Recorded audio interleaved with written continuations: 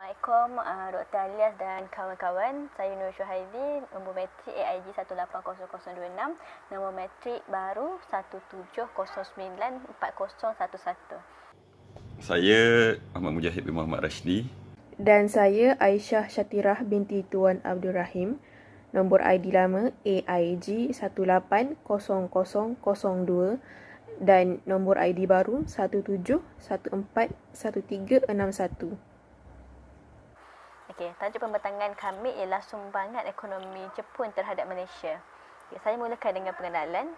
Dalam sesebuah negara, sumber ekonomi amatlah penting demi kesejahteraan negara. Seperti yang kita maklum, siapa yang kuat ekonomi negaranya, dialah yang menguasai dunia. Jadi, tidak dinafikan bahawa negara kita sangat memerlukan bantuan dan kerjasama ekonomi supaya dapat menggerakkan pembangunan ekonomi ekoran kekurangan modal domestik. Ditambah lagi, negara kita merupakan salah satu negara pasca kemerdekaan pada tahun 90-an. Okey, sumbangan pertama ekonomi Jepun terhadap Malaysia ialah dalam bantuan pembangunan rasmi atau lebih dikenali sebagai ODA. Bantuan ini bermula pada tahun 1966, iaitu pada pemerintahan Perdana Menteri Malaysia yang keempat. Okey. Sumbangan ODA yang pertama ialah dalam pembangunan industri. Penekanan telah diberikan kepada empat, iaitu pembangunan teknologi, promosi perusahaan kecil dan sederhana atau lebih dikenali sebagai IKS dalam bahasa Malaysia dan bahasa Inggerisnya ialah SME, promosi perniagaan dan latihan vokasional. Okay, pembangunan industri ini dibuktikan apabila Jepun dia telah membantu Standard and Industrial Research Institute of Malaysia atau lebih dikenali sebagai SIRIM dalam menjalankan latihan, penghantaran perkhidmatan pakar dan juga menyediakan alatan. Dan dalam laporan unit perancang ekonomi Malaysia, Japan International Cooperation Agency atau JICA telah menghantar 5 hingga 10 orang pakar ke dalam kementerian, jabatan dan agensi kerajaan yang memerlukan khidmat kepakaran mereka.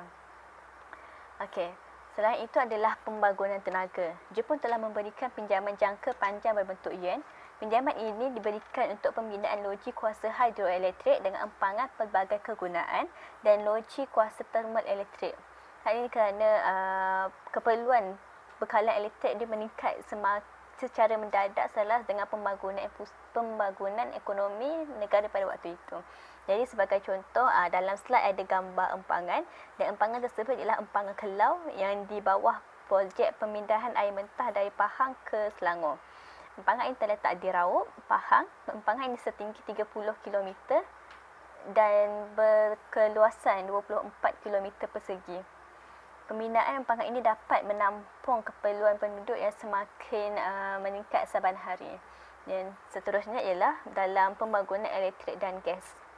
Jepun juga telah menyalurkan bantuan pinjaman yen yang berjumlah 427.689 bilion untuk membiayai 32 projek elektrik dan gas di Malaysia. Kesemuaan projek ini adalah untuk mempelbagaikan penggunaan sumber tenaga alternatif dengan membekalkan bekalan elektrik secara optimum ke kawasan penyiasan di semenanjung Malaysia. Okey, dalam slide juga ada gambar stesen jana kuasa dan stesen itu adalah stesen jana kuasa di Pasir Gudang dengan kapasiti 240 M Labayu yang membekalkan sumber tenaga di Johor pada tahun 1982. Hasil dari stesen jana kuasa ini, semua masyarakat dapat menikmatinya dan kilang-kilang sekitar Johor dapat beroperasi dengan lancar. Ini jelas bahawa sumbangan ekonomi Jepun terdapat dalam pembangunan industri, pembangunan tenaga dan pembangunan elektrik serta gas. Okey, seterusnya saya serahkan kepada kawan. Okey, mengenai sumbangan ekonomi Jepun pada Malaysia melalui inisiatif Miyazawa. Adanya inisiatif Miyazawa ini terwujudnya ODA, iaitu Official Development Assistant. ODA ni dia menguruskan memberi kewangan kepada Malaysia. Tapi saya akan bentang tentang sumbangan ODA ni, duit daripada Jepun ni, kepada Malaysia dari segi bidang pendidikan untuk Malaysia, sumbangan kepada Malaysia. Sejak era perindustrian bermula sekitar tahun 1980-an pada era Perdana Menteri keempat, iaitu masa itu Datuk Seri Mahathir lah. Tapi sekarang dah Tun Mahathir. Masa tu startnya era perindustrian di Malaysia. Jadi kerjasama Jepun dan Malaysia sangat penting masa tu untuk melahirkan lebih ramai jurutera. Banyak pelajar Malaysia dihantar ke Jepun untuk belajar ke Jepun dalam bidang sains dan teknologi. Dasar pandang ke timur yang diperkenalkan Perdana Menteri pada masa itu secara tak langsung mengukuhkan lagi hubungan Malaysia dan Jepun. Dengan adanya dasar ini, Jepun telah menyokong universiti-universiti di Malaysia dengan disediakan package untuk package ni macam package ekonomi dengan membesarkan fasiliti, peralatan dan menghantar pakar-pakar dalam pelbagai bidang kepada contohnya Pusat Bahasa Universiti Malaya, Jabatan Laut dan Jabatan Bioteknologi di Universiti Putra Malaysia, dan adanya penubuhan Institut Teknologi Antarabangsa Malaysia Jepun. Seterusnya dalam pendidikan juga, Jepun telah memberi satu pinjaman berjumlah 168 juta US dollar untuk pembinaan kampus tetap Universiti Malaysia Sarawak. Ini adalah 1/3 daripada pinjaman US 1 bilion US dollar atau dalam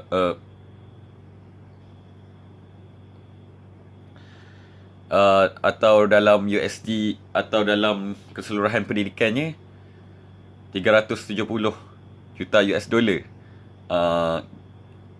dipinjamkan kepada Malaysia, dipinjamkan kepada Malaysia kepada Jepun untuk menaikkan lagi pendidikan di sini. Yang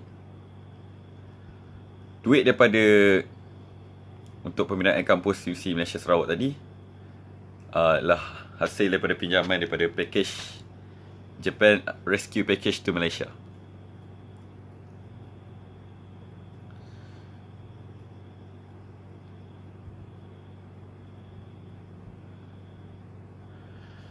Pengantaran pelajar Malaysia belajar ke Jepun telah memberi banyak impak yang baik kepada pembangunan dan pendidikan di Malaysia, khususnya dalam pendidikan teknikal dan teknologi.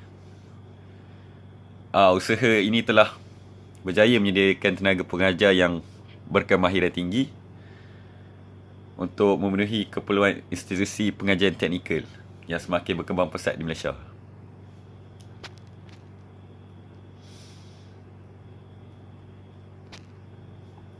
Selain itu, dalam bidang sumber manusia atau kemanusiaan, Jepun telah membangunkan satu program sukarelawan. Itu sukarelawan kerjasama luar Jepun atau Japan Overseas Cooperation Volunteer, JOCV. Inilah satu program yang didanai oleh Oda Jepun. Mereka menyumbang kepada pembangunan dan bekerjasama di peringkat akar umbi dengan penduduk tempatan.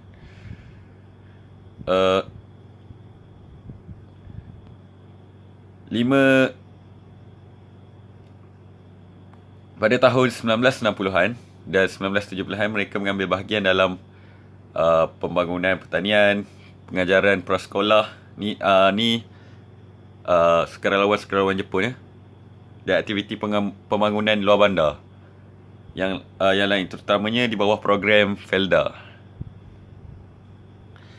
Pada tahun 1980-an dan 90-an, mereka mengambil bahagian dalam aktiviti bersama dalam perindustrian seperti membaiki kereta. Ni memang di Jepun lebih mahir lah untuk kereta semua ni. Jepun lebih lama mengetahui teknologi kereta sebelum Malaysia. teknik menggunakan komputer dan mengajar bahasa Jepun. Sejak